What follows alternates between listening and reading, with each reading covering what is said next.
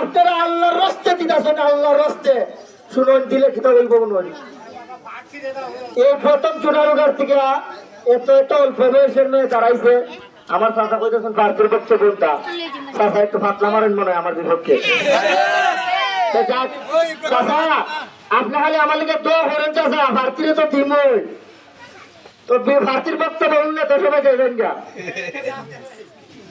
বুঝছেন না চাচা, ফাতলা মারেন খাদির মামার মতো।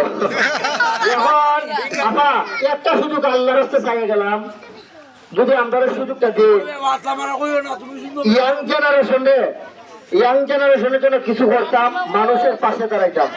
যাক আমি আর লম্বা বক্তব্য করতাম না, এই মুহূর্তে আপনাদের প্রার্থী জামতলার উদ্দেশ্যে বক্তব্য নিয়ে আসবে, সবাই একটা দাঁড়িয়ে।